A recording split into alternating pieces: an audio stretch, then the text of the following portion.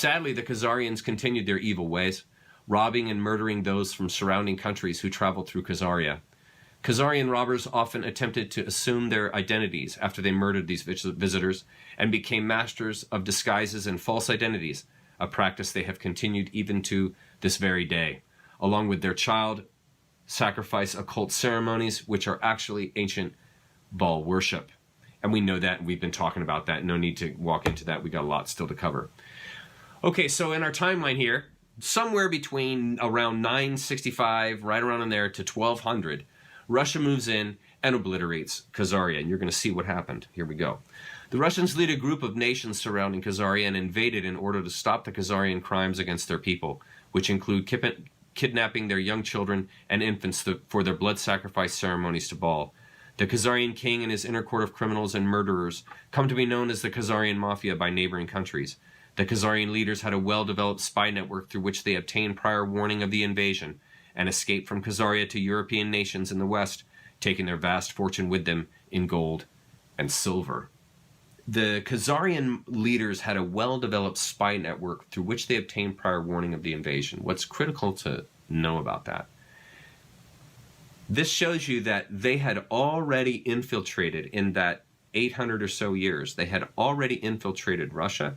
They had already infiltrated down south into Mesopotamia. They had already infiltrated into the surrounding countries with spies and informants. This is a pernicious group, folks. They are not idiots. They have a pulse of what is going on, and that is exactly why this Khazarian king knew that the Russians were about to invade. And he hauled all his gold, all his court, all his magicians, all these people that surround him, hauled off and went to Bohemia. And we're gonna see that here in my little chart. Now we've got the artwork from Dylan Monroe, and we see here I got a little red line. The Khazarians went to Bavaria, and if we look at this map here, you can see the first initial go that the Khazarian king did was to leave Khazaria, and he escaped to Bohemia, which is ancient Austria. That's Austria. And if we look at our timeline here, 1280, so this is right in the middle of the Dark Ages. And if you look at it, it's around 1200 AD. Well, from 1200 AD to 1415 AD is when they were hiding in Bohemia and organizing and honing their skills and talents with the help of Satan to figure a way to infiltrate all the West. The Khazarian king and his court mafia plotted eternal revenge against the Russians and the surrounding nations that invaded Khazaria and drove them from power. They laid low and regrouped while assuming new identities.